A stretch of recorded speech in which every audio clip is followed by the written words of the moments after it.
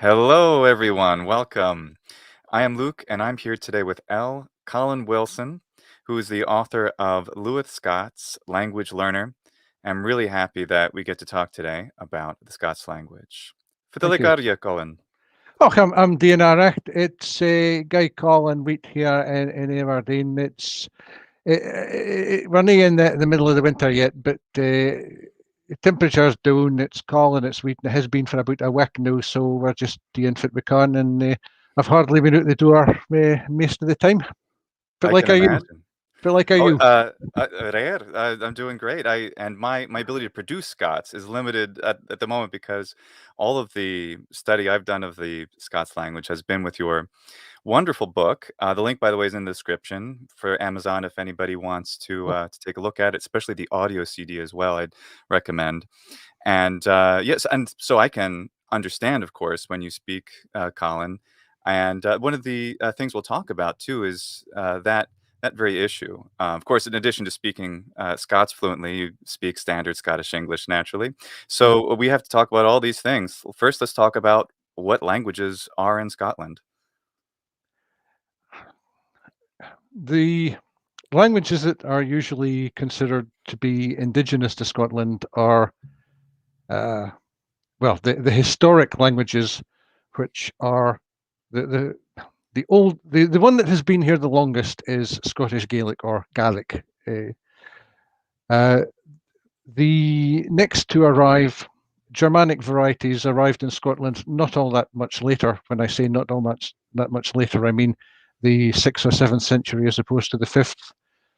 Um, we had North Germanic varieties in the north of the country. We had West Germanic varieties arriving from mainland Europe, Hmm. and these have come down to us today.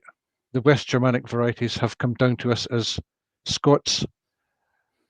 The Northern Germanic varieties are extinct in Scotland, unfortunately, Mm. and the majority language in Scotland today is a form of English, which has arrived here since the beginning of our involvement in the current United Kingdom. I hope I've answered Outstanding. the I hope I've answered the question. Oh yeah, yeah, Yeah. absolutely, and it's important to recognize that, of course, Scots is not only a language in its own right, and Mm. has been for some time. That is, it's not a variant of, say, the standard English that is spoken either in England or in the United States. Like I speak standard English, right? Um, it's not something that came from that. Rather, they have a common origin, mostly Middle English, but I think also a good deal from Old English as well, right?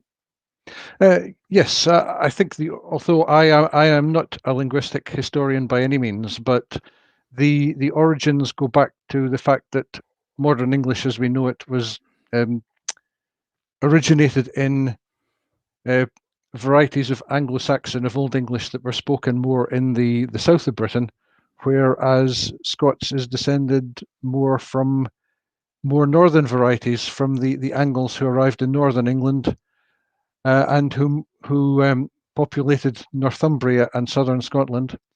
And of Mm. course, to that we can add that for a time before Scotland became part of the United Kingdom, Scots went through a period of being the spoken and written language of state here in Scotland. Right. Oh, Mm. and for those of us who may not be that familiar with the Union and when that happened, and James and all that, that's something that's probably worth discussing. When did Scotland become part of the UK? That is the creation of the UK, Mm. and then, of course, what happened to the Scots language after that?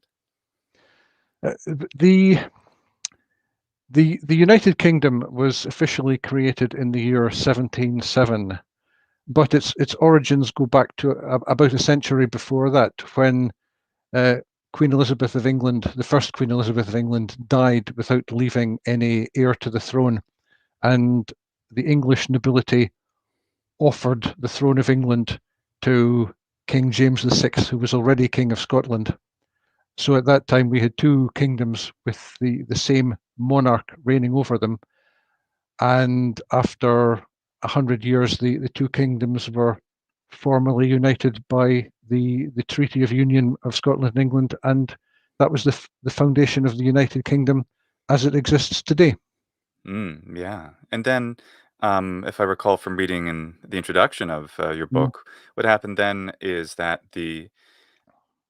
we'll call it the variety of Middle English, which had descended to become Scots. I think was already called Scots at that time. Is that not right? Or was it, Yeah, yes, because it was called it was. Ingles for a few centuries, even in Scotland, though it already had diverged.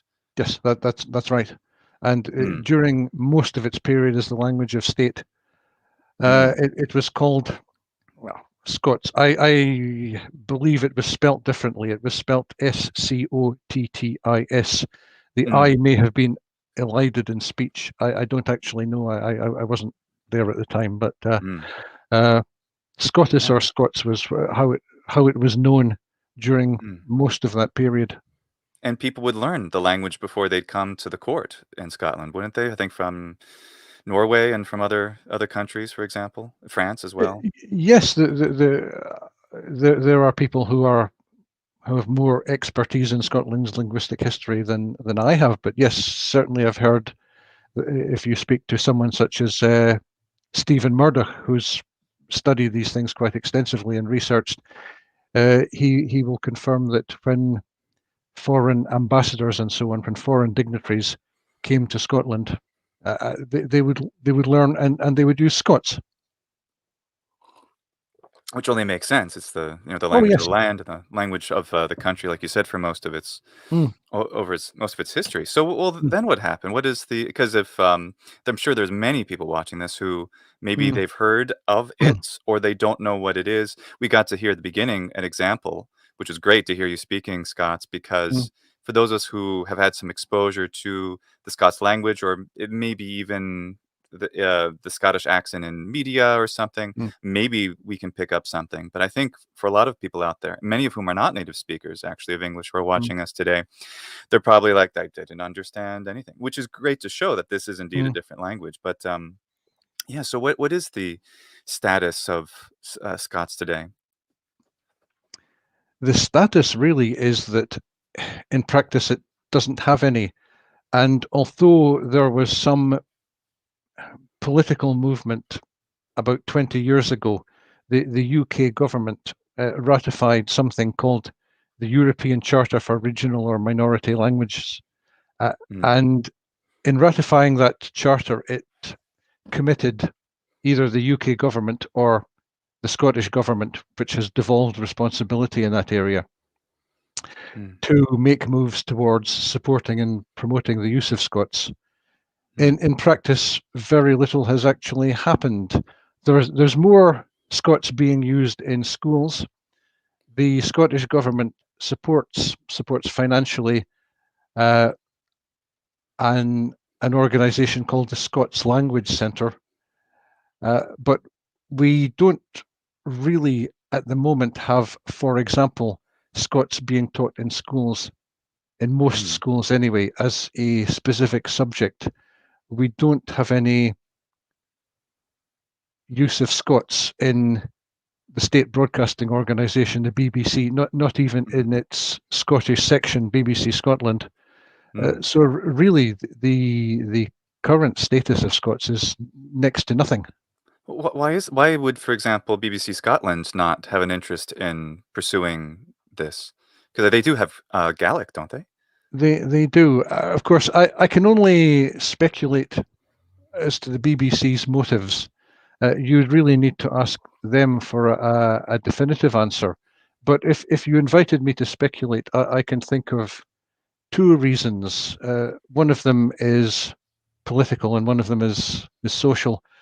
Politically, for rightly or wrongly, Scots has seen to become associated with the movement for secession from the UK, and the BBC is that isn't really what they're about. Ostensibly, they're meant to be neutral, but in practice, that isn't always the case.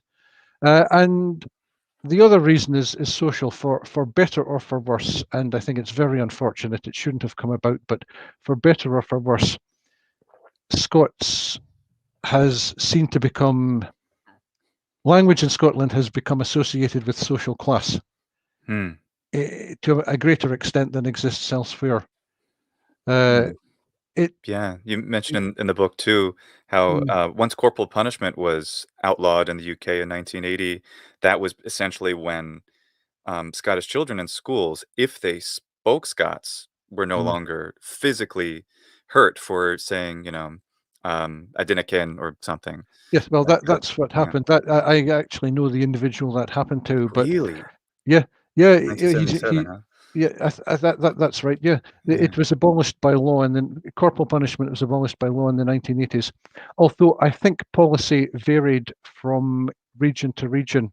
When I was at school in Aberdeenshire in the 1960s, the 1970s, I don't remember anyone being having corporal punishment for saying anything in Scots. Mm, It wasn't tolerated. It would always, if you said something, you would get a verbal rebuke, but mm, you wouldn't receive corporal punishment. Whereas uh, I used to know someone. She died a few years ago who was quite a bit older than me. She'd been at school in Aberdeenshire in the 1940s, and it happened. It did happen in those days. But by the time I was at school in the same area in the 1960s, uh, it didn't happen anymore, although mm. clearly it did happen in other places. Yeah, yeah, I Mm, know, that similar things happened, like in my video where I talked about, this mm, question of dialect versus language, how, mm, Italy experienced certain things as well with the various regional languages also not being tolerated in school for these various reasons. It's interesting too, and mm, you and I are, we're polyglots, we love languages, mm. and to us, I don't think it occurs to us that there should be any harm in being bilingual. I didn't grow up No, bilingual, and I no. would think it would be great to Mm. be truly bilingual, even in closely related languages. Do you think that there's any legitimacy in the idea that we want our Scottish children to learn to speak standard English so they do better in life, or could they perfectly learn standard? I'm kind of biased in my opinion, obviously, but I'm thinking, is this true that they could perfectly learn standard Scottish English, whatever right of English is being taught there, and be fluent in Scots? I don't know. Is there not Uh, enough time for that in school? What do you think? well, I don't know. For a long time, Scottish children, if they came to school speaking Scottish Gaelic, they received their education in international English, the Scottish version of it, Scottish Standard English. Yeah, SSE, The right? SSE, yes, but they continued to use their own vernacular in their own community, and Mm. on the whole, they were able to master both. And now, in the last 30 or 40 years, we've seen increasing use of some pupils even receive their entire education through the medium of that language. Mm. It doesn't seem to have disrupted their fluency in English. Pupils still emerge from school at the end of their education, and they're able to use international English perfectly adequately. Yeah, Uh, yeah, I know people younger than me who are, mm, yeah, so incredibly preternaturally good at speaking English that they sound like they're practically natives, either from Romania or Italy or, mm, Brazil, and it's crazy. It's just like, wow. So and clearly they do fine as yeah, well yeah. using English in their international, realms or in business or whatever they need it for. So I think it's quite evident that, um, Mm, there can be bilingual education, yeah. and, I don't think anybody is advocating the removal of English from the schools in Scotland. That would probably be Oh too no, far. no, no, that I think that would be a bad idea. It's the most widely used international language, and pupils need to be able to use international Mm, English. Uh, I right. think it isn't actually clear whether moves to eradicate Scots were done purely as part of whether it was done for purely for may have been the case, or there may have been more sinister motives than that. I don't actually know. Mm, Uh, yeah. but it may, being charitable, we can say it was probably done for misguided pedagogical reasons. That rather is than political. That's a charitable that is a interpretation. nice charitable explanation. Yeah, I think that's something, because I think in Mm, Italy too, and I know we have some viewers today, from mm, Italy who experienced that. For example, yeah. a fellow, YouTuber, Davide Giamello, he has the, Mm, channel, Podcast Italiano. He talked about this too, and I've talked with him mm, directly.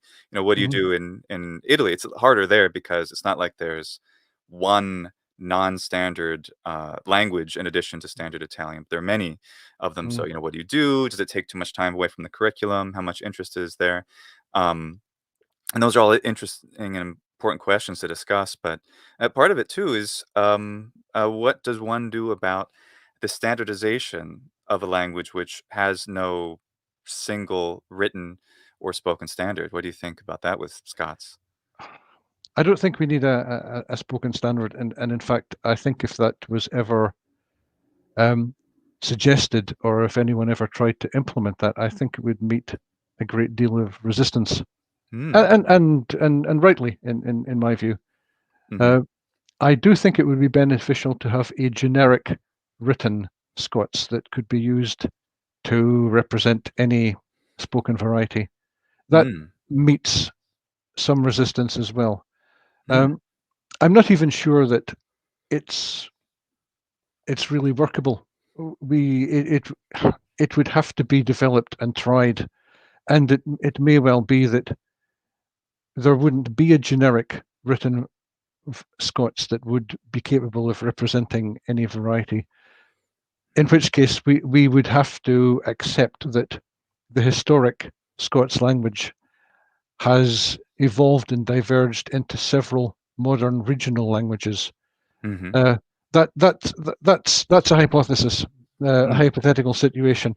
I would like to think that it would be possible to develop a generic written Scots that could represent any spoken variety, but it would need a bit of acceptance. It would need, for example, if people from the Northeast want to write the Scots as they know it, they will tend to write, for example, a word such as fit or far, and they will tend to write it with an F. Hmm. Uh, Whereas literary Scots doesn't have that. It's always written with a WH. So people might look at that and say, whit and whar. I'll write those here so people can look at them Yeah. in the chat. Here they are, and let me know if I've spelled them, right or Yeah, not. yeah, But yeah, that's yeah. right. Yep, that's right. Oh, good. Well, and hey, I learned from your Yeah, standardized spelling you used in your yeah, book, and that's not too bad. yeah. Because WH initially in the Northeast, where it's called the Doric, Mm-hmm. WH makes an F sound, and it's very consistent even with, Phillies, all Phillies. those Mm-hmm. those Yeah, those, yeah, words that it's that simple, and yeah, that's nice because and that's one reason, of course, English spelling, standard English spelling hasn't been it's hard to standardize because if you make it entirely phonetic, then you'd have to choose one, variety of accent, whether it's RP yeah. or General American or whatever. It Mm, it yeah, wouldn't work for everyone mm, necessarily. But if you yeah, keep something old-fashioned like a WH and it's fit yeah. in that place, is it pronounced, "whit" in, Gleska, or how is Uh, it? well, of course, another phenomenon going there, which is also going on in English, which that is that the distinction between the voiced and the voiceless W is being lost. So Right. in Glasgow, you're actually quite likely to hear wet Oh, okay. as opposed to whet, because, as I say, that distinction is being lost. Interesting. Yeah, Mm, I'd been mm, aware that Northern England and, mm, Scottish varieties of English that I've heard often retain the "hua." That's what I've heard in yeah. people I've heard, but, and of course, in most American, accents as well, it's gone, though if you go out west, you can hear people saying "what" and "when," and I've, Mm. acquired it as an affectation because I like it.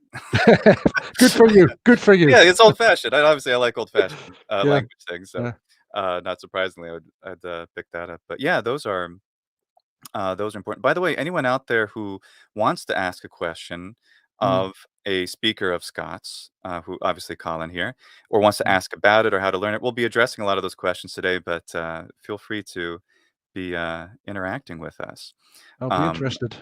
I would be interested to hear too. Yeah, because I can see we have people here who are, from Brazil and from Italy and from other places. So, welcome everyone, by the way, and thanks for joining us. So, yeah, one of the biggest things for me is, I mean, I'm a polyglot, and I like Mm, languages in general. And to me, it's not just like something I would dabble in. It's mm, something I would really want to know well. I certainly would love to learn, the basics, which I feel I've gotten to learn mm, basics of Scots so far, thanks to your book. But and I want that to be known too, especially to the Scottish people, seeing me, that people who would want to learn Scots aren't, because of all the stigma that's been attached to mm. the language through the centuries. I'm sure it's Yes. strange for a non-Scottish person to want to pick up the language. For me, though, there could be nothing more natural, because if I go to a country and I don't speak the language, like when I got stationed in Japan, I didn't know any Japanese, or I knew very little. Mm, So I made it my mission to learn Japanese to fluency as quickly as I possibly could, just because it made sense mhm. to me. And maybe not everybody's like that, but um, and of course, one doesn't require to really learn the Scots because everybody speaks English. But what's interesting Mm. is, thanks to the preponderance of the learning of English as a second language almost everywhere, you really don't need to learn any language except No, English to get around. Which, no. except of course you've been to France, and I love France, and I'm sure Mm, you've had plenty of experiences where the French, even if they do know English well, would probably, for cultural reasons, try to refuse to speak English. But as a French speaker yourself, you may not have encountered that so much. I haven't either. mm, But the idea that, so I think that's sort of where it comes to me. Like, I don't have to learn as a native English speaker other languages, but I want to, because it attaches me more to the people, to the culture, to the literature, all these things that make up the richness of my own life personally.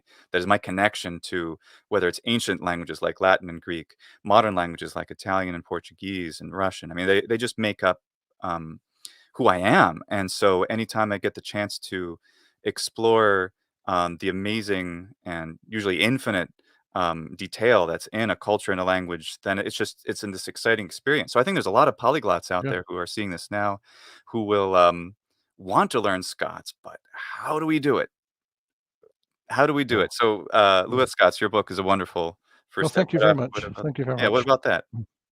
What about after that, or in addition to it? Oh, you muted yourself. Yeah, Yeah, yeah. So I just needed to clear my throat, and I didn't want to do it down the you're a microphone. So professional. I do my best. I do my best. Where would you go after it? I think you can buy recorded material in Scots. There's probably more on the web. Like if you hunt on, Mm. like maybe some of the things I put on YouTube, although they're not, they're in a mixture. Some of it in Scots, some of it not. Yes. Yeah. Everyone, please subscribe to Colin's YouTube channel. The link's in the description, or if it's not, then I'm horribly remiss, and I'll put it here Thank you very much. yeah, because you're putting out these great videos, a lot of them recently, about the Mm. Scots language, and you have at least one where you're speaking in it. And I think once you get more subscribers and people commenting on your videos, you might be like, oh, I kind of like doing this, and you make more videos for us, which would be great. Yeah. Now, I just thought that although he passed away a few years ago, but there was a man, Dr. George Philp, who Mm, had a very big private archive of recordings in Scots. mm, He'd recorded various people, and he used to sell them to interested parties. You could buy cassettes that he'd recorded. It was just a small business that he ran, cassettes of recordings in Scots. Dr. George Philp. I think the company that he sold them through was his own company called Scotsoon. I don't know what's happened to Scotsoon since George Philp died. That's maybe worth looking into. Now, if I'd thought better, I could have researched that before we came on the web. But that's a possible pointer anyway. There's also an organisation called the Scots Language Centre. mm, They have a website which has links to various recordings in Scots. mm. That's another thing you could maybe search for on Google. They've got recorded material in Scots. Yeah. Um, I so have that so open here. Let's see if I can. I'll share yeah, it here yeah. for us on the screen so people can have a look at it while we keep Mm. talking. But yeah, go ahead. Yeah, well, there are a few things. The amount of material out there isn't vast, but it isn't non-existent. Yeah, which is great about I mean, that's how I learned that, the language, exists at all. I mean, Mm, I mean, how shameful is that for someone with a college education from another English-speaking country, to simply not to know that, that the language, its history, the fact that it's clear. I mean, here's an example. In fact, I will. This is with Mars. Of course, Mars is a planet I like a lot, which people know. And this, I really like this at the scotslanguage.com, as there are a lot of articles, and here's one about the Orrery, the solar system, and or which, for example, let's see if I can read it, and if you mhm. don't mind, let's see if I please correct anything you want in my pronunciation for you, all you Scottish people out there. I apologize in advance for the mistakes I'm sure I will make. But so, Mers. The Greeks cried this planet after Ares, their god of weir. Is it what's the O sound like here? God, It's a schwa, the Goda we are. god of weir, god of weir. Although there we have difference in dialect already. In Mm. my tongue, I would say the Goda war, but they Oh, say really? the Goda we are. Weir. But So what the O is dialect is this? Do you think? yeah, the O is pronounced just as a schwa. Okay. And so this isn't the Doric, obviously. I noticed, for example, or instead of wor, and the WUR, wor for hour. Mm. That's Doric, right? Mhm. Oor, yes. Well, okay. On Meer naar only other planet and Oor Sungard. Now, that Oor is emphatic. He's saying Oh, okay. our solar system as opposed to our solar system. Oh, okay. So this Uh, speaker probably would use what if it were unemphatic. Unemphatic. Yes, yes. Okay. And I can only take it that Sungard is a historic astronomical term that maybe Scots-speaking astronomers used 200 or 300 years ago. I haven't heard of it before. Hmm. I think nowadays that would be just a solar system or solar system. Hmm. Right. Uh-huh, Right, exactly. And that's, of uh-huh, course, something that I have difficulty with too, because I definitely know the mhm, phrases that I've committed to memory from your book, mhm, but I feel if I tried to speak Scots, so much English would mhm, interfere that mhm, I'd be terrified of embarrassing myself, which is funny because I normally don't feel that when I learn a language because, mhm, um people would be usually very charitable to me. Like if yeah, I know I have at least one Brazilian friend here with whom I've spoken Portuguese with, and who has tolerated my Spanishisms because I know Spanish better. mm, And but it's just cute. It's not so bad. But I feel like a language like this, which requires I think it requires a lot of respect from me, mm, certainly at this point, which is why I wanna keep learning Scots and promoting the mm, learning of Scots. But I'm gonna definitely need, your help, Colin, like you're helping me today, having the chat and, help from other Scottish, people. And I think part mm, of so that's sort of one of my, significant motivations is to do this is to encourage speakers of Scots to make more content because this content is great, and this I can read this pretty well. mm, I can understand a lot of it, especially having used your book. I get into certain places where, like Sungir, that means I see garden. I think of that's I can see an etymological root which looks like a would make sense for solar system, but there are other words here like, uh-huh. You know what it is to gird something. right, It's to put something round something. You gird something with something else, there you and go.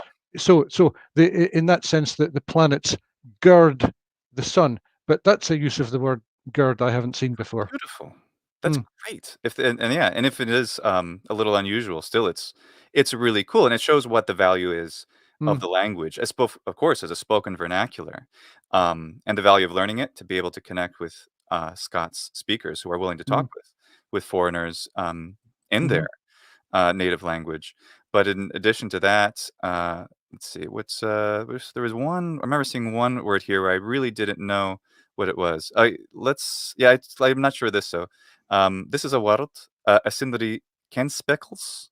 I don't know what ken speckles are. Known something. Well, Sindri Ken Speckle, but Ken Speckle is even a word that's used occasionally in Scottish English. It's Mhm. something that stands out. I suppose it's related to conspicuous. It's something Mm, conspicuous.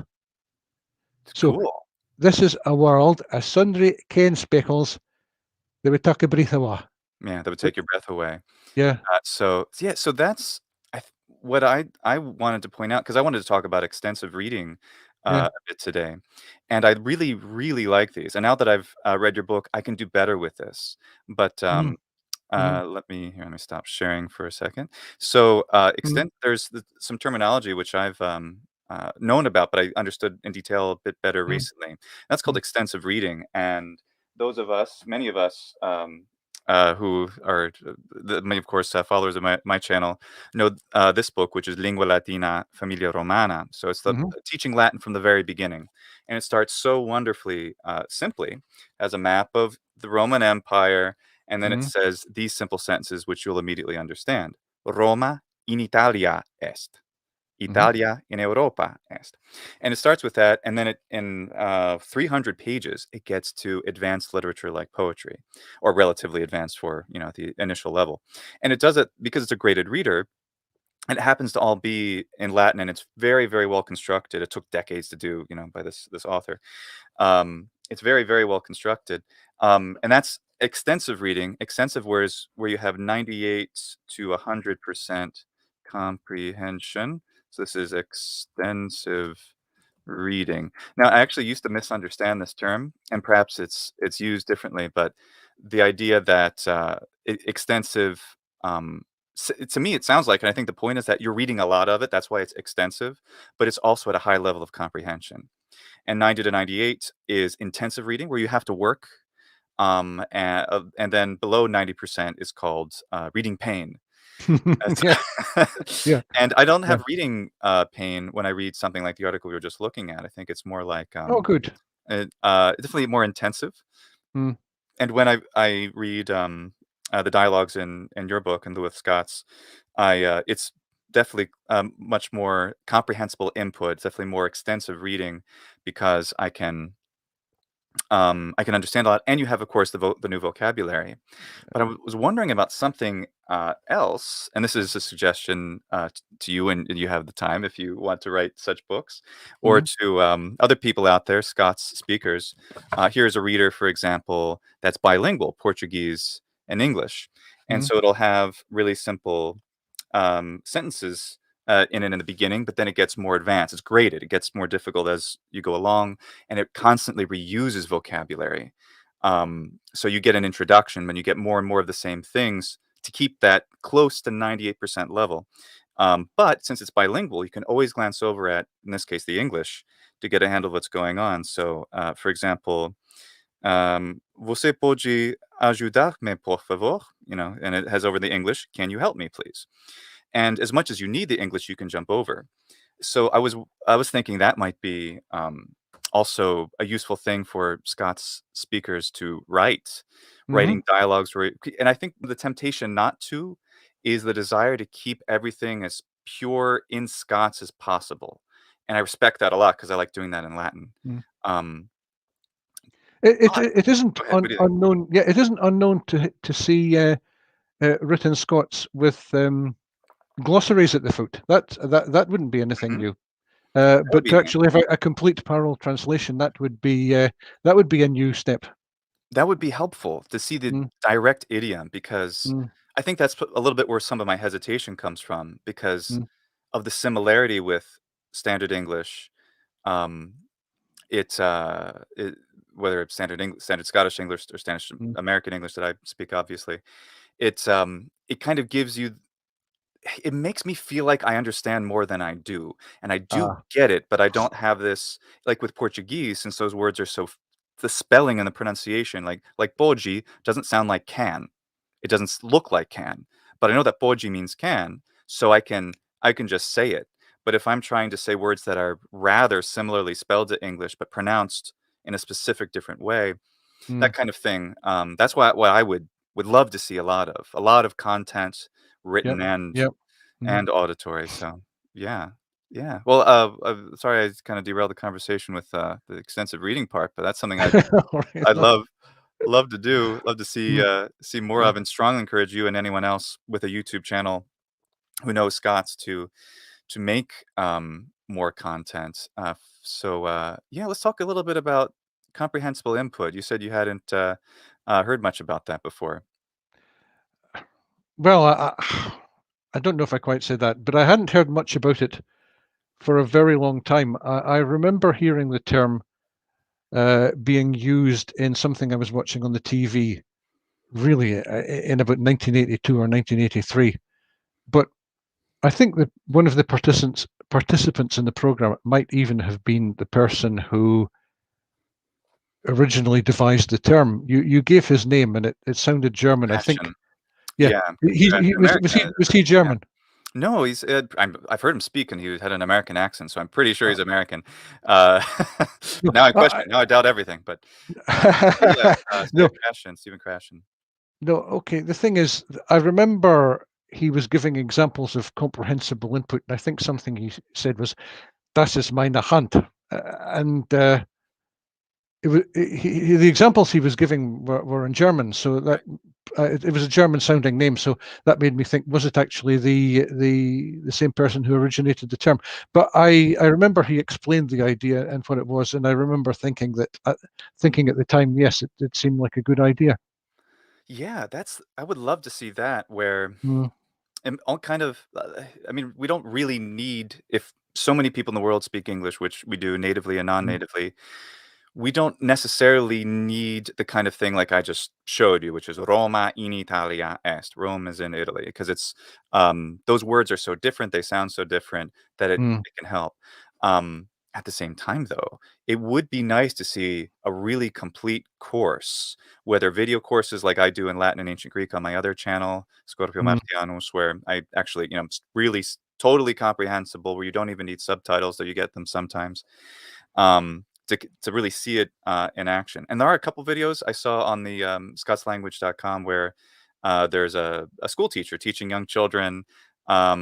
I'm trying to remember some of the expressions now. That's part of the problem. I can remember exactly what you do. She's like, raise your hands and put down, mm, and like show me your hand. Like I remember your hand. I remember the pronunciation more or less, mm, but that's getting a lot of that and having that kind of repetition would help to distinguish the English that I have natively, and true Scots language. So I'd love to see some of that. So if you ever feel like just taking your phone, you don't even have to point it at yourself. Just point it at stuff in front of you and say what's in the kitchen, stuff like mm. that. Would you think you might do that possibly? Well, I wouldn't rule it out, although uh, yes, yeah, I wouldn't rule it out, but uh, maybe other people could. I've made one video in Scots, so maybe someone else could do something like that. It was fabulous. Yeah, Yeah, it's well, your thank you. the tour of Toulouse. And here we see our friend Rafael Torrigiano, Palo Glass's YouTube channel, which you also should all subscribe to. Hmm. He actually has lived in Edinburgh for a while, where he's going to university, and he says, being able to listen to a native speaker just chat freely about whatever is Mm, also a great kind of input, and it because um, mm, of the related origin of English and Scots, that can be great. So where you're just talking and narrating your tour, we can really quickly pick up the new vocabulary without a lot of effort. It is highly comprehensible just hearing mm, a native Scots speaker talk, especially if it's a little bit slower, but even faster. Like the dialogues, like hearing the dialogues in the book, which are wonderful. In your book, they at first the first time I listened through them, it's like, yeah, I got 70% of it maybe, and then and then of course I read it, and then I'm able from the spelling, yeah. I'm able to pick it up, and then it starts to build these connections. But earlier, Goodness me. yeah, oh, we'll get more too in the coming days as more people see this after Yeah. it's published as a separate recorded video. So Yes. yeah, it's Yes. great. I've stood up and spoken in front of gatherings of people in the past, but I don't think any of them were ever as large as 89. Oh, then this is exciting. Well, I It's a assure you. personal record. Personal record. Well, you need to do more of it. This is fantastic. Yeah, I'm Mm. glad so many people here have probably already subscribed to your channel. Yeah, Some yes, people said I'm they already very bought very the book. very appreciative that so many people have come to watch. Yeah, and, it's, some other people said I don't think you can see the comments, but, No. um, that which is okay. You'll be able to see them later after the Mm. recording. But, someone also said they already bought your book, so I'm glad about that. Well, I And, certainly am. yeah, Yeah. of course. And so what else did I wanna talk about? So, yeah, extensive reading, um, and, yeah, it's what if and we talked about this a bit, earlier before the live stream. So, here I am, Hmm. polyglot, with a bit of Scottish, background, in my family history, but clearly not from Scotland. Hmm. And then if I actually try to converse with people, in Scots, let's say Aberdeen, Yeah. where, as you said in the book, we'd expect people to be a little bit more it wouldn't be so strange there, right? Maybe for a foreigner, but it wouldn't be, strange to hear it, and you said it even in middle class, I think, in the book.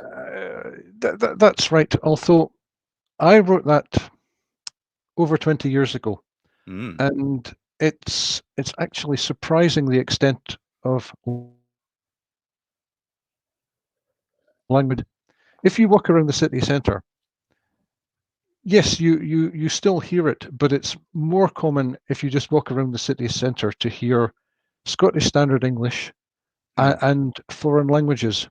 And if you wanted to be much more certain of hearing people actually using it, mm, you would probably be better to get on a bus and go to, for example, my wife's hometown, which is Fraserburgh, which is mm. about an hour's drive from here, and where the language is still much more obviously present than it is here in Aberdeen. And that's an observation just based on the last 20 years or so since I wrote the book. Hmm.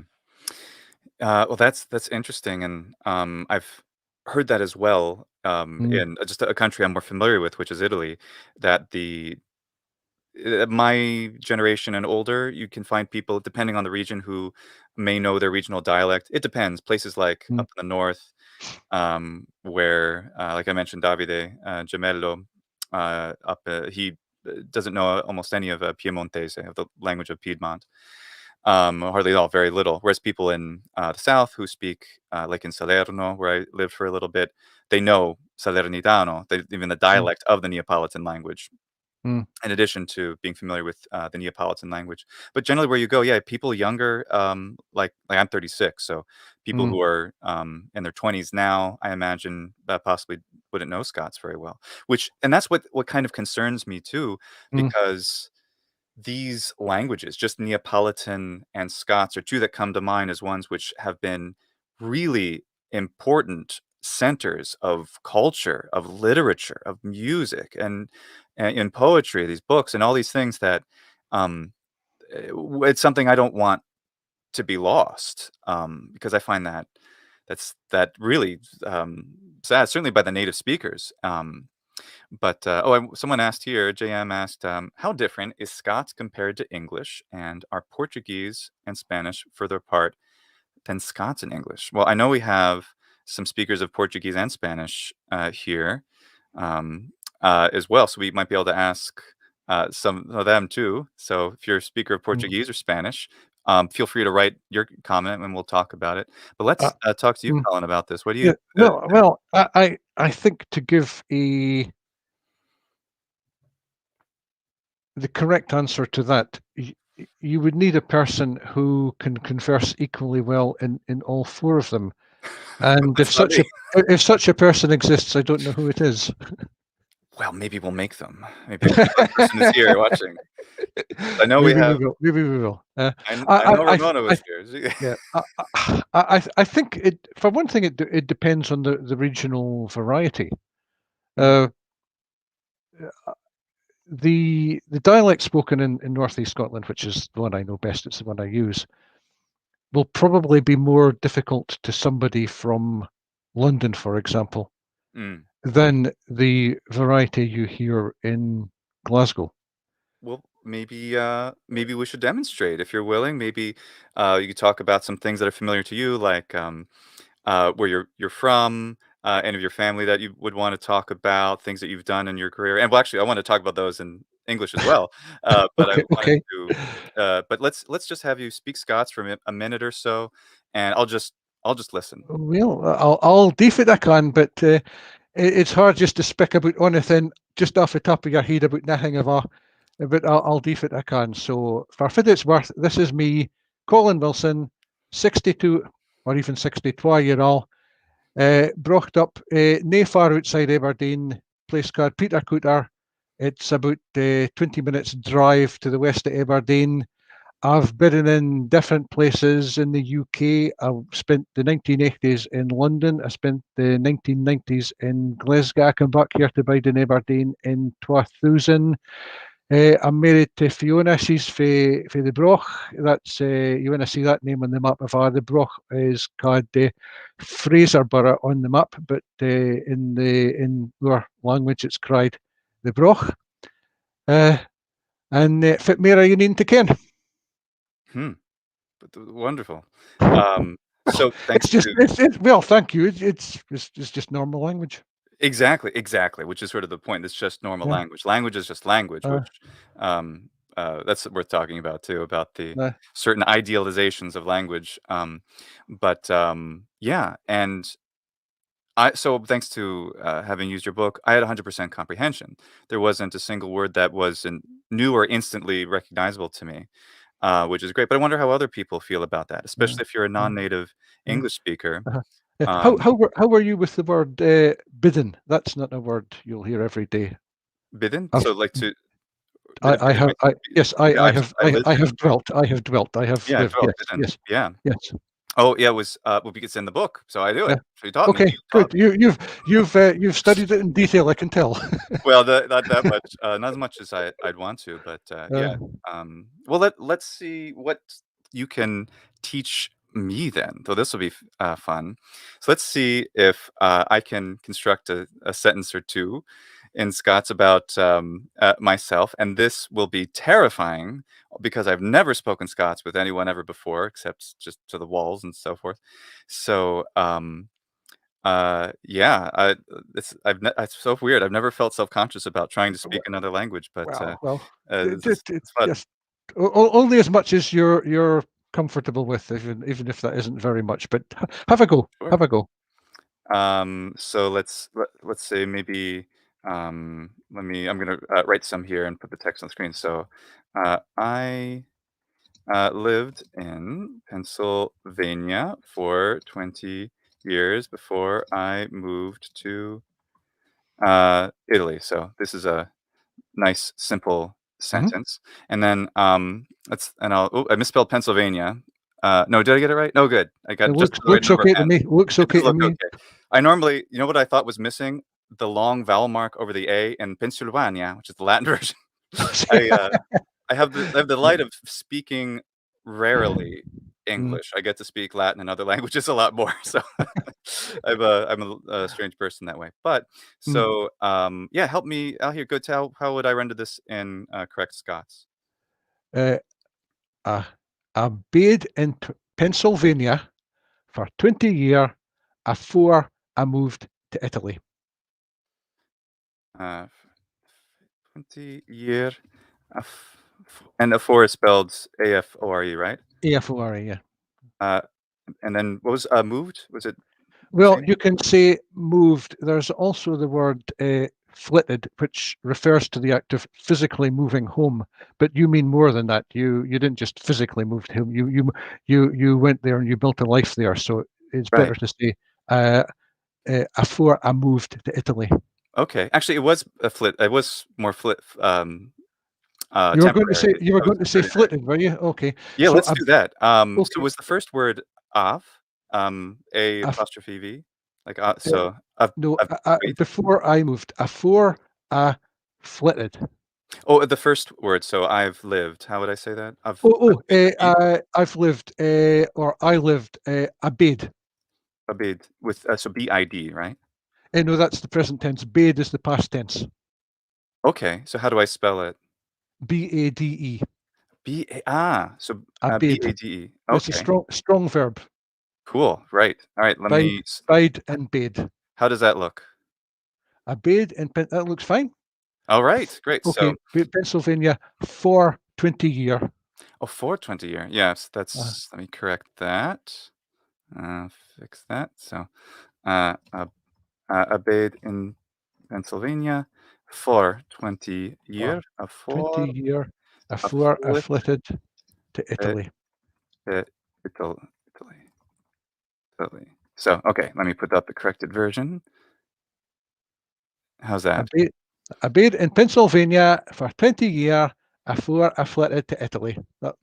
That's Ab- if that's something I would say if it happened to be true, but it isn't. But that's Okay. something yes, that's something I would say. All right, let me give it a shot. I bathed in Pennsylvania for 20 years before I flitted to Italy.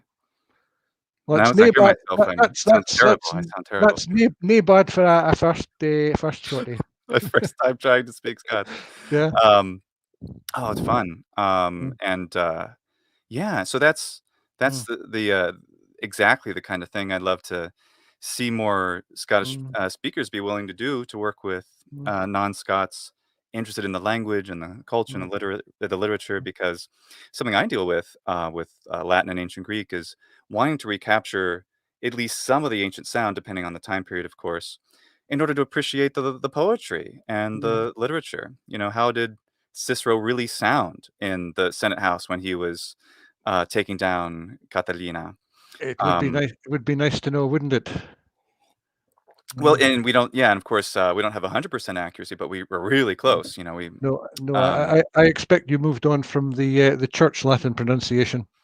Which, yeah, the ecclesiastical or church pronunciation of Latin, I don't Yeah. usually use myself, but I can recite in it and speak in it slower than I can Mm, speak in the classical pronunciation of Latin, which is what I'm yeah. used to more. But all the pronunciations of Latin all certainly have their value, and you can appreciate the literature and any of them. But Mm, yeah, that part about especially the poetry, because the poetry and the nature of it, even simple things like word stress, which is something that interests me in Shakespearean original pronunciation, for example. The way that that language sounds is like certain places where there are stresses. They're just different from where they are in pretty much every other.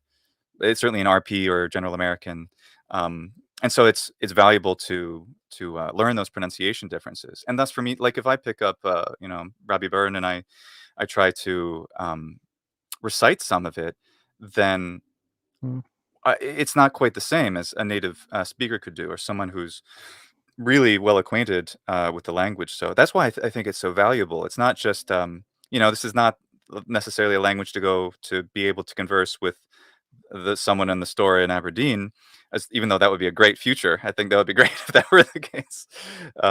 If mm, someone was that comfortable with Scots yeah. speaking with a foreigner, um, but yeah, and I think a lot of people out there might be able to. Oh, look, I think there's a speaking of Finnish, Hmm. there's a Finnish person has left this. I think he's Finnish, Uh-huh. based on his name. He says, Uh, "I expect that Flitton comes from frutet, a similar word mhm, from Old Norse. In Scotland and Northern England, and you can say ta for thanks, which comes from Danish tak. That's mm, cool. yep. Yeah, his name looks Finnish, doesn't it? You know some Finnish, right? Yes, Sunka is dull, dreary. It's the kind of weather we've got outside right now. And man is the genitive case of ma, which means land or country. Hmm. The Drury land, Yeah, Drury of the land. the maybe the person concerned can explain the thinking behind it, but that's a literal reading of it anyway. Hmm. Yeah. Well, and let's go off topic a little bit because I wanted to Yeah. because you're like me, your initial education or career wasn't in language, but now you're super interested in language. How Mm. did that come about? Oh, it was a gradual thing. I consider that my natural flair the whole time has been for languages, but my degree subject was in electronic engineering, which Mm. didn't come particularly naturally to me, but I worked hard. I got the degree. The interest in languages was something that developed after that, and I learned to speak French and I learned to speak Finnish. I'd studied French at school. That was a compulsory subject, but the real interest started. Although I can mention this because in both cases it was a long time ago. They both started from relationships. I used to be in one in London and one in Glasgow. Mm. But my wife, as I mentioned earlier, my wife is from she's Fairbrooch. She's from Fraserburgh. Mhm. Uh, Fantastic. Well, that's fantastic. Yeah, and, wow, and what have you done with software engineering, if I may ask? I've written a lot of software. I've worked for some better known companies, some lesser known companies. I Mm. have among the big companies. I've worked for ITT. Mhm. I've worked for British Telecommunications. Mm. Uh, but right now, I work for a company that specializes in engineering consultancy. It provides commissioning and hired commissioning engineers to oversee the completion and commissioning stages. That is the final stages of engineering projects. Hmm. And in their work, they use a software tool called Orbit, which supports their activities. And we also sell the software product separately for people who just want that rather than the human resource. Hmm. Have I answered the question? Absolutely, you have. Yeah, You know, people will be, curious about you, yeah, so, uh, yeah. and What? Yeah. One thing about British Telecommunications, it's not a new feature, but uh, at one time people had to have answering machines, and then in the 90s they started a service in which that functionality was built into the telephone network. That is, if the call went unanswered, it was answered by a system that at the telephone exchange that did a similar job to the answering machine. hmm, Well, I was interesting. one of the team who created that. Wow, Mm, interesting, and I mm. suppose that's, the precursor to what we all have now in our modern devices, which I would assume they don't store the recorded message locally anymore, but in a cloud that can be accessed, from I, from I, a network. I, I assume so. I left BT in 2000, so I haven't kept in touch with developments. But at the time, it was based on a disk-based store at the telephone Mm, exchange. What they do now, I don't know. mm. But that's probably the most publicly visible thing I ever worked on as a software developer. Mm. Well, I actually just noticed we have some interesting questions here. And by the way, anyone out there, if I missed your question, feel free to ask it again or your comment again, and I'll Yeah. try to get it here. But someone asked this. So, is there a Norse substratum in Scots? Much of Scotland was conquered by the Vikings. And I don't I know, know if that's yeah, go ahead. true. There is a certain amount of vocabulary. Uh, I think the exception to that would be in Shetland, Hmm. where a North Germanic variety was in current use Hmm. until I believe the 18th century, and the Scots that replaced it was took its place on top of a Norse substratum. And Yeah. if people claim, and some people do, that Shetlandic is actually a different language from Scots, then I won't go out of my way to disagree with that. I have heard recordings of Shetland speakers. One of those programs on my YouTube channel, Billy Kay's first program, starts with some women from the island of Falsey in Shetland, and Mm. I have great difficulty understanding what they're saying, and even after repeated listening, I don't understand all of it. So Mm. uh, Yeah. I don't think there's a Norse substratum in general Scots, but there is in the variety spoken in Shetland. I think Yeah. that is the situation as I understand it.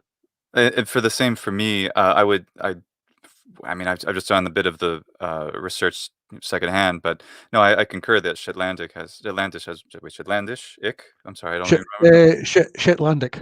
There you go. Thank you. I don't know the proper name of it. The language of Shetland has, yes, is much more Norse influenced. Though there are many interesting theories about how the Middle English came about, which is, of course, the common origin to Scots and English.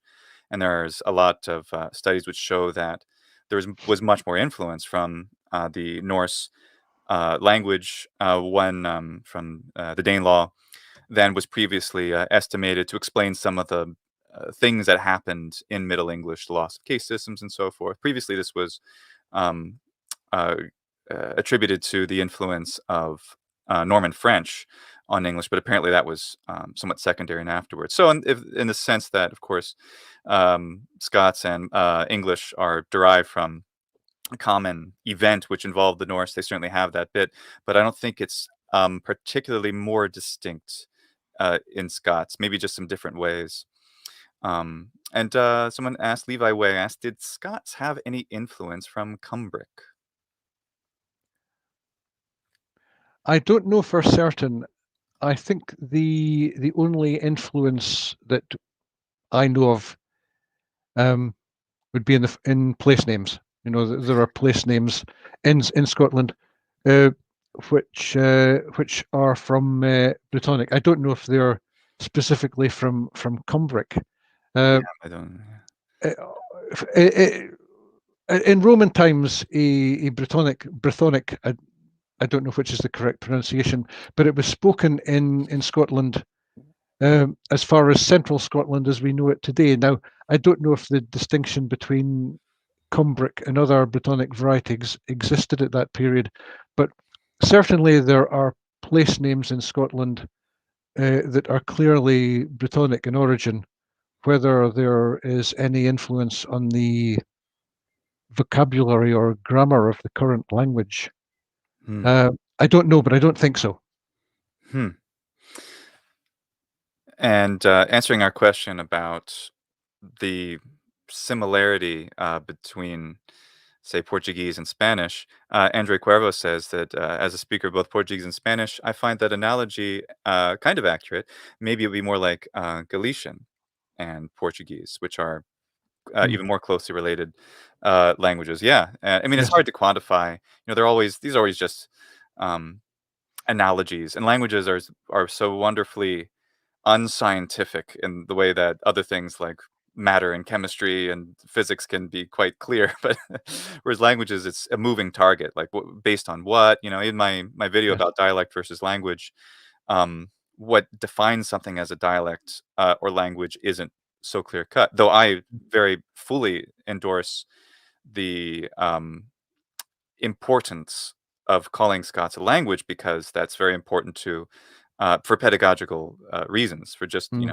if we call it a language, then it becomes something worth learning. And it's hard to deny. It's like saying Portuguese and Spanish are the same language, which I think that's saying that is as valid as saying that Scots and English are the same, which they're mm, not. So anyway, that's how I see it, despite there yeah. being pretty close. I was wondering, have you ever spoken your variety of Scots, being Doric, Mm. somewhere else in Scotland, and then there was some response to that? Yes, you might remember me saying that I lived in Glasgow through the 1990s, and there really I only used Scots with other people that I knew were comfortable with it.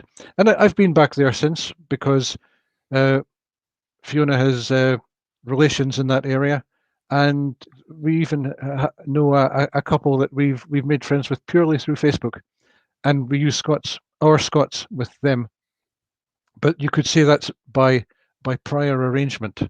Hmm, If you just come out with it in front of someone you don't know and who's probably never heard it before, hmm, um, the reaction can be unpredictable. hmm, And there's a story I remember where I was uh, heading for the Glasgow subway with someone I knew socially, and we were going home from a Scots language event we'd both been at, and we needed to get tickets for the subway, and I decided to buy them because, to cut a long story short, the companion I was with was actually quite a poor person. So I went up to the ticket booth and I said to the assistant behind the window, "Can I have 2 tickets, please?"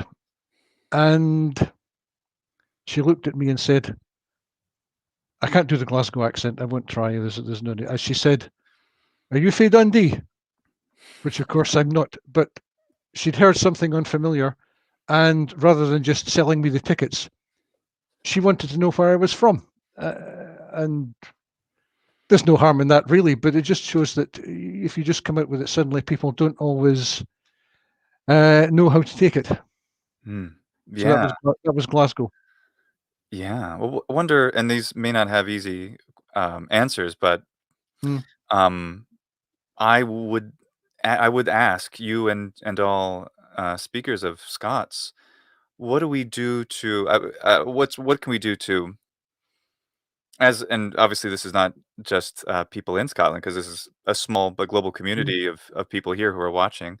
Um, what can we do to promote this language? What do you think we can do?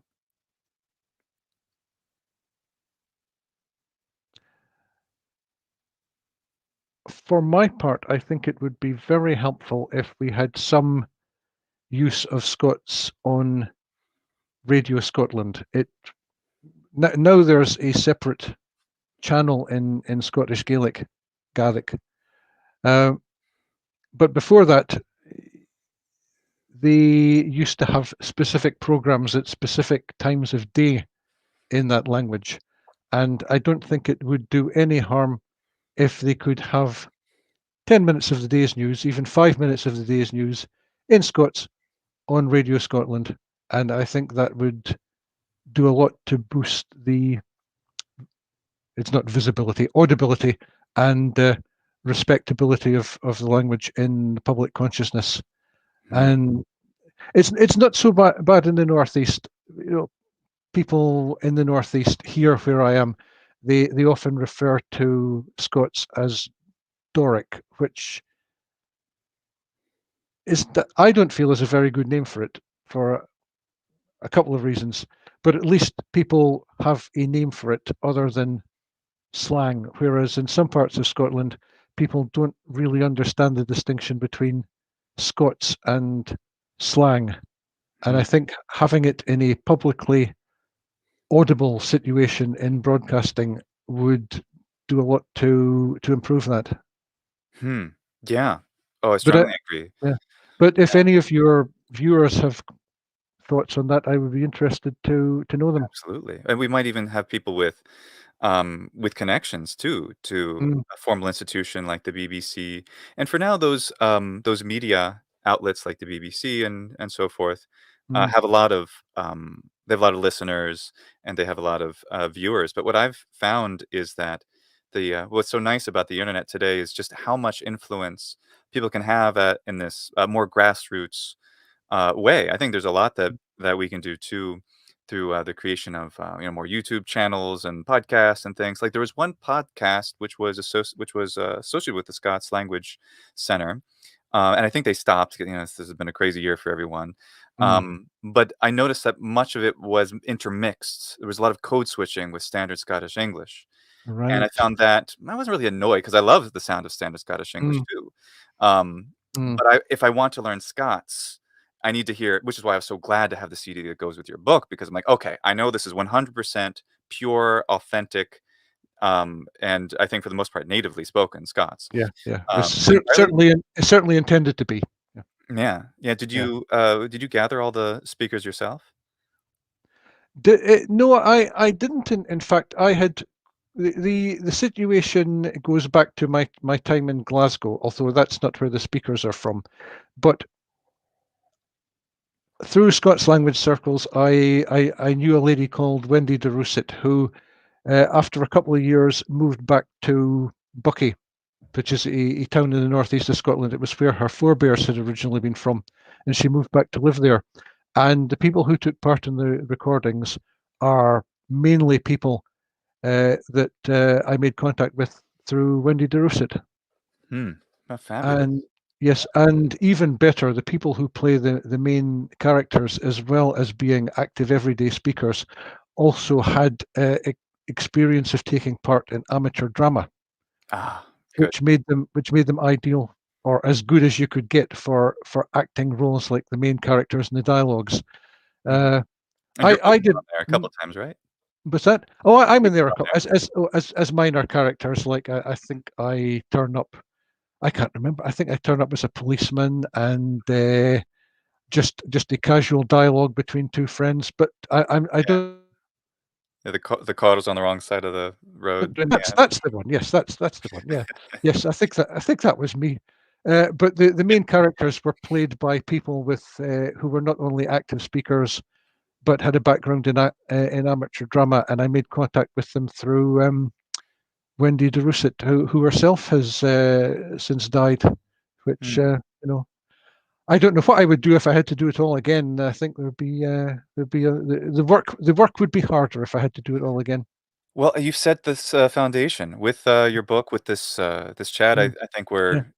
we're setting the foundation for, Well, I hope you're right. further Scots speakers, because I know the desire and the interest Right. must be out there Mm, in significant numbers. It's just maybe enough, Scots speakers just need to hear, "Hey, people out here in the world would love to appreciate your culture and language and mm, the way you think and feel in your mm, own native tongue to a great extent. And we need the coaching, just like we'd want to learn any language with a mm. rich cultural history, That's right. because otherwise, and that's the nice thing a little bit, I think, about there being a single universal language, because it means languages like in the past few decades, Italian is getting more and more popularity by people. And the reason is that everybody learns English. And once they do that, they don't need to choose between German or French as much anymore, as much as I love German and French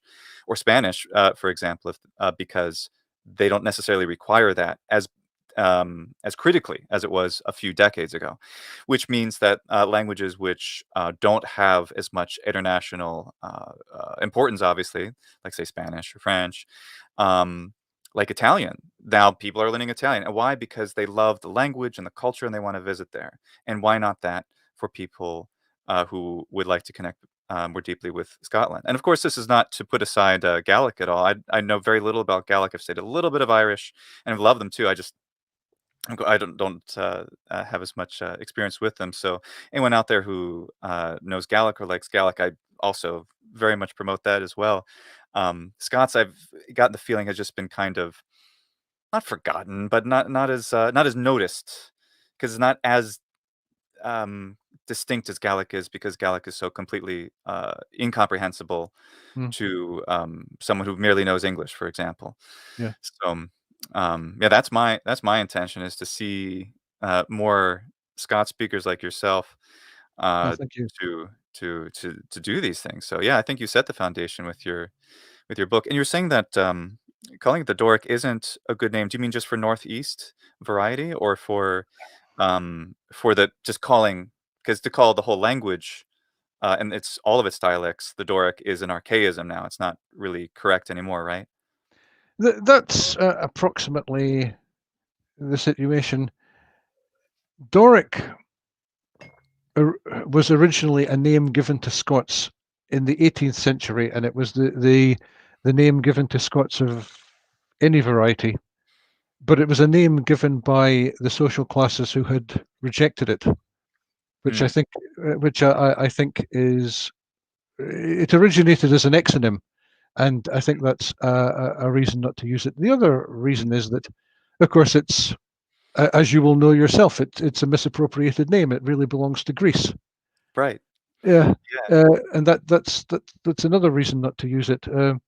But something that you said was right. Originally, it was a name for Scots of any variety. More recently, it's come to be a name given to the variety spoken in northeast Scotland. Hmm. I I wonder why. either possibly because it's more conservative and has kept more closely to uh, the historic language as opposed to what you might consider to be the more eroded varieties spoken elsewhere in the country. Uh, Hmm. Yeah. even there, it although it's certainly not a new name, but it's you might say its coverage has been patchy. And when I was a child in the 1960s, my grandparents and their generation, if they didn't call it Scots, they called it Scotch. Right. And I didn't hear the name Doric in that sense until the 1970s, and initially I didn't know what it was referring to. And interestingly enough, it was by a person who had personally rejected the language. Hmm, Yeah, yeah. So, interesting. so it's Yeah, nothing. But the good thing about Doric is that people know what you mean by it. If I say if I say whenever Fiona and I are at home just talking to another, we always speak in the Doric, and people know what that means. right. Uh, yeah. In the So vernacular. yeah, yes, Yeah, yes.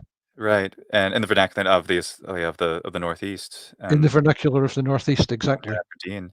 Well, yeah, I it's interesting too, and I'm glad to hear that too. As a non-native of Scotland, I when I hear it and knowing what I know about ancient Greece and all the beautiful poems and literature that's written in Mm, Doric Greek, um, which obviously is not the dominant version of Greek, which mm, the Attic and the Koine, which comes out of it, which is based on Attic and is almost identical to it, um, is uh, is obviously the prestige language. But there's so many wonderful things in it, and the fact that the Spartans themselves were famous for their laconic sayings and for their and for other things that have survived in literature.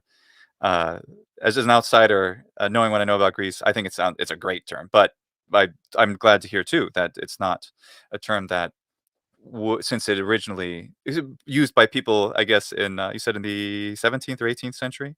I believe so. Yes, Yeah, that was derisive of how it. the name originated. It was It's they, funny, they they knew what it originally meant, but they diverted it as a name for Scots. right? Uh, uh, but these were people who personally had rejected it, That's fine, and possibly. that seems ignorant too because despite the prestige of Attic or Athenian Greek, Doric is so important part of the literature, and rejecting it would be to reject a huge part of the corpus, and I can't imagine Mm, any ancient Greek, student or teacher saying, yeah, "Don't learn anything about Doric." mm, That would mm, um, seem unlikely because you have to get a broad sense of dialects to yeah. master, ancient Greek, and I had a question from Kieran Piers. What does Colin think of the swath of contemporary in Scots children's books? For example, Room on the Broom, and some Roald Dahl stuff. I don't know how well I can comment on that because I haven't really read them to any great extent. Uh, they would be more valuable if they were written in a generic written Scots that is Mm, not associated with any pronunciation. But I think to be to motivate people to read a work of any length, it has to be written in a way that they find familiar, mm, that they've seen before. And we have a problem with most Scots writing, which is that it isn't necessarily written in a way that people are familiar with, that they've seen before, mm, because it's written in whatever way the writer or the translator decided was most suitable. hmm, Uh, I've heard people reading those books aloud, and they sound all right to me, in terms of stories told in Scots that you could read aloud, and the Scots sounds perfectly all right to me. But as written work, I think they're hindered by the fact that we haven't adopted a generic written orthography that anyone can be familiar with. Do you think the orthography on the scotslanguage.com is highly variable? I would need to look more closely at it. To be honest, it's Yeah. sometimes since I looked at it. And Yeah, and I very much agree with you, mm, because, for example, we were talking earlier, today about, European Portuguese versus Brazilian Portuguese, and I got out my little, reader here of Portuguese, and, I yeah, read a little bit, and I chose to, use a Brazilian pronunciation, so I chose, a pronunciation. I think that's probably a good model. We have, obviously, Standard English has more than one, um, pole of or center of pronunciation. RP and General American are the two most influential, I would probably say, in the world, right? And Portuguese, you have a Lisbon way of pronouncing things, and then Brazilian varieties as well. And so we can do that, but the way it's spelled is almost identical. And there's going to be some small changes, like in the UK, you spell color with a U, but almost identical. And that's really, I think it is really important to have that too for extensive reading, because Mm. if we have extensive reading, high intelligibility, written text that we can read, such as some of the websites that we're looking at today and other articles, then we don't have to struggle. If we're constantly struggling to learn a new orthography for the same language, we're going to be held back. We're going to be slowed down by how much we can learn as foreign speakers. So that is, yeah, it's a kind of, as you're saying, a spelling which works for any pronunciation. Have you? Oh, that's what I want to ask. After the publishing of Luath Scots 20 years ago, did you find that any Scottish people were annoyed by any of the spelling conventions you used as far as comprehensibility goes? Not that I heard of. The only objection that I really heard, well, there was an there was an ignorant reviewer in, I can't remember where it was. I think it might have been the Times. An ignorant reviewer who shall remain nameless, except that it was Michael Fry, who said that Wilson finds himself teaching a language that no one really speaks, Hmm. because Really? I hadn't written it in dialect. But Really? that's I don't yeah, understand. But the text, the dialogues that you wrote weren't how people actually speak, is what you said? What the person said? well, that's what he claimed. Uh, But, I mean, you know that not to be true because you wrote them and you speak that way, right? yes, I know that not to be true, and in fact, I put that comment to some local people from around the area where we recorded the dialogues, that is around Bucky, and they were as mystified as I was. But when you're writing for the Times, you can say what you want and get away with it for the Uh, most part. that's a Yeah, shame. Well, that's yeah, what I'm thrilled by our new kinds of media, like YouTube, yeah. obviously, is very powerful. Mm. Because I like to think of this as a beginning, and hopefully we're inspiring, especially a lot of Scottish speakers Mhm. out there today to Yeah, make more content. I mean, look, mm, we have just for the example, yeah, you wrote a wonderful book 20 years ago. We get to have this conversation today. Just one wonderful piece of content, two if you include the CD, and think of how much more could be created in such a short time by people. And then, yeah, for me, my opinion is that the more that there are foreign people trying to learn mm, the language, and the more that we get guided properly, like correct Scots. I don't want to write in Scots. Um, that's not according to some recognizable spelling. I don't want to make it up phonetically based on what I'm hearing. I don't want to try to speak merely in a Scottish accent as if I'm just an actor doing an impression or something. I want to really speak the language in a way which is certainly, well, I'll have a foreign accent as I have in every foreign language I speak. Um, but what's I think is fantastic is that we will see lots of other people wanting this. So, Scottish people out there who are interested, if you find people like me, of which I know there are quite a few, who are polyglots, we're very serious about learning a language. We want to learn it correctly. We want to learn it to the maximum extent that we are capable of doing. Even if we're just dabblers, we want to take it, very, very seriously. And yeah, so we'll need help. We'll need a lot of help to do it, especially because we need more content. So yeah. that's what I wanted to say about it. If anyone out there has any other questions for Uh, Colin, it's available. but Oh, before go ahead, that, I'd just like to offer a comment on what please. you just said, Yeah, which is that, as you rightly pointed out, the book is 20 years old, and I look at it and I think, well, it isn't a bad bit of work for something produced by an amateur working in his spare time. But it it's was a long fantastic. time. It was a long time ago.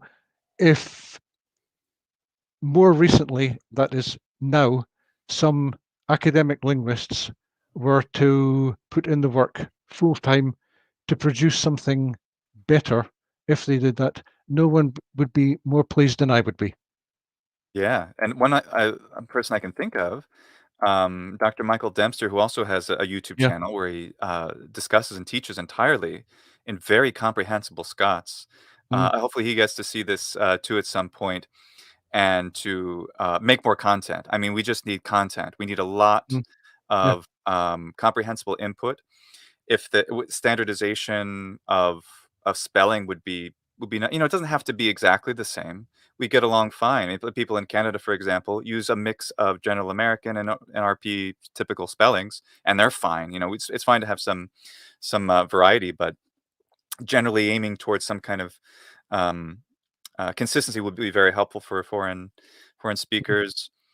And I've go ahead. I've met Michael Dempster and Have I've you? seen some of his thing. Yes, just once a couple of years ago, and I have seen some of the things he's done on the web, and they're good. And if that could serve as the basis for another full-length language course, better than the one I did, because he is a professional after all.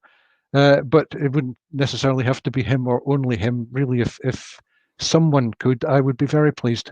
You're very humble, sir, and no, without need, but it's Oh, yeah. I mean, it's what's so gratifying to me. Although I don't mm, like, I would love to have a command of basic conversation, mm, and hopefully I can, repeating, of course, the material that you've already produced, eventually get to the point where I can confidently at least say some things mm, in the language and without feeling like I'm doing too many things mhm. incorrectly. But besides that, I can now almost any text I pick up that's in Scots, I can understand it. I can Oh, that's people great. That's great. people writes on Twitter and Mhm, on Facebook. They write to each other in Scots, and now I can understand the written language, even if it's not in a standard spelling. I get it. I can follow it, and which is great because it's mm. why um well, why should it be just something that yeah, that isn't taught, I suppose, is what I had to say. So yeah, it's fantastic. I'm really happy with what I've been able to learn so far, but there's so much Very more, pleased. and I would love to be able Very to learn pleased. too. Very Yeah, pleased. yeah, me too. And let's see if anyone else has a question here. Let's see. I don't see any others. Well, here's one that says, "What is your opinion on books written in Scots? I've encountered others writers who write in the dialect. And I think by dialect he might mean Scots itself Mm, as a language, if not one of the mm. dialects of Scots." Difficult question to answer because it's difficult to have a single opinion about such a wide-ranging topic. Books written in Scots. Uh, they vary. Some are good, some aren't so good. I don't know how I can put it better than that. It's a very wide-ranging question, and I think the answer has to be wide-ranging to it. Some are better and some aren't so good. Hmm, right. Oh, and he said that he does mean Scots. Thank you Yeah, for yes, clarifying. yes, Yeah, and yes. which is and I don't mean to, and a non Mm, user, I don't mean to correct you either. You're welcome to. mm, I'm not from Scotland. You're welcome to call vernacular language dialect if you wish.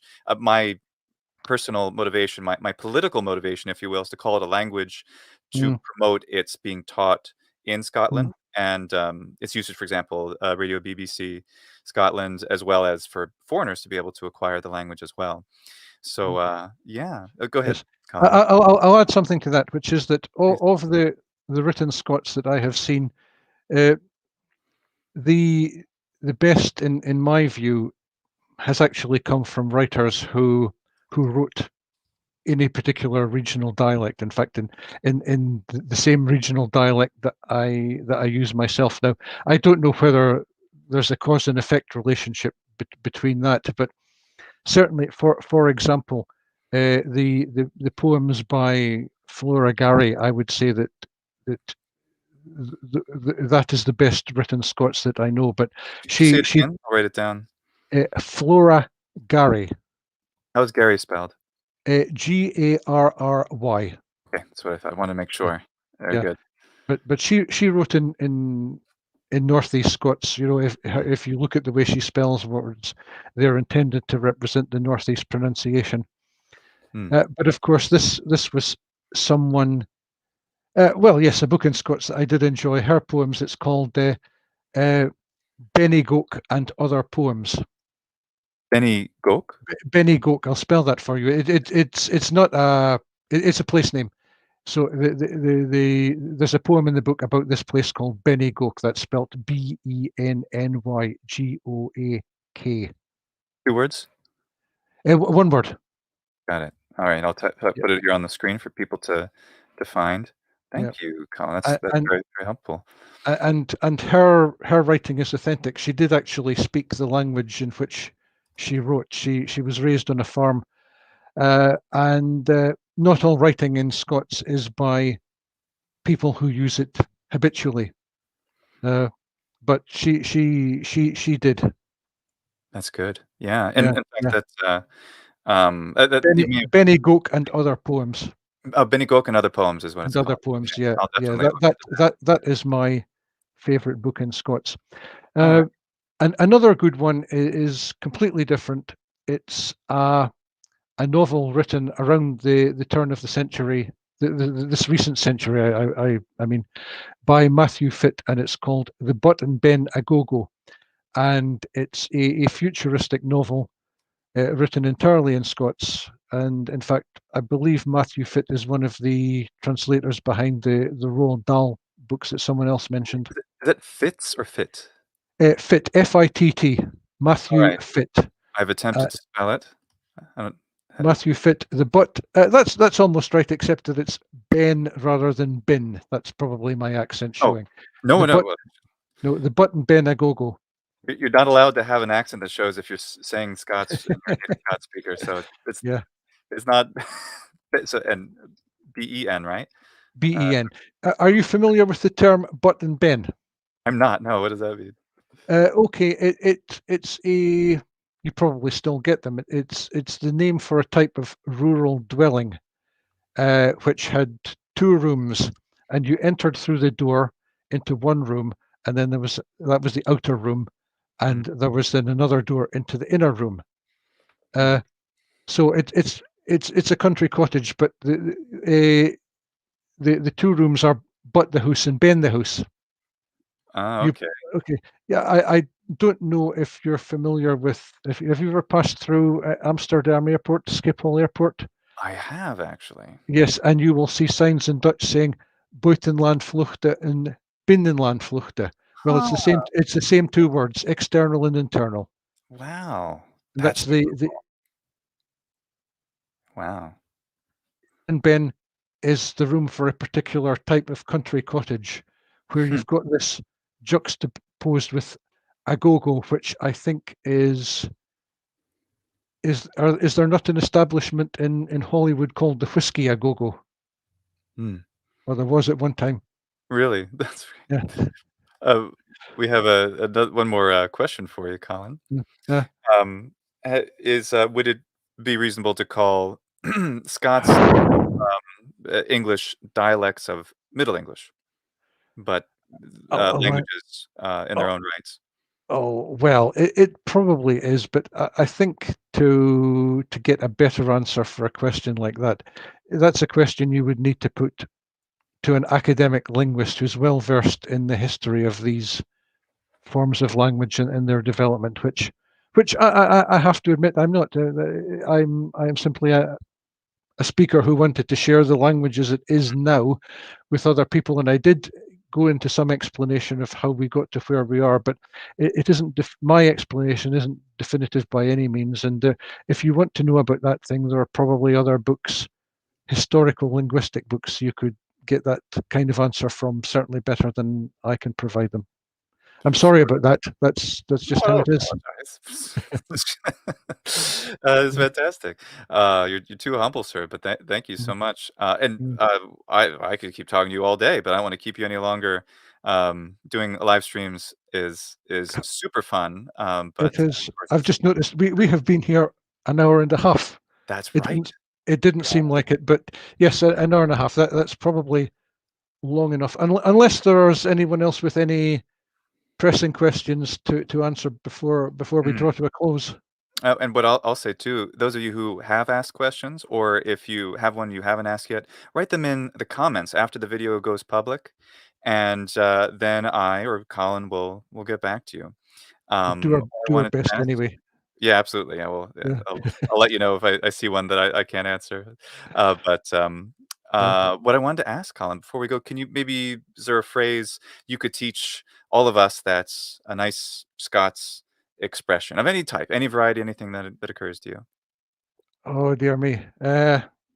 Any type that occurs to me. Yeah, either a Uh, salutation, a greeting, a goodbye, anything that's okay, well, I'll just yeah. before I close, I'll just say it's been rare. I hinna seen only a you bar look here, although you've been seeing me, but it's been rare to be here. It's been rare joining in with this. I didn't think the time would flee anything like as quick as it's done, but that's just the way it has been rare, and I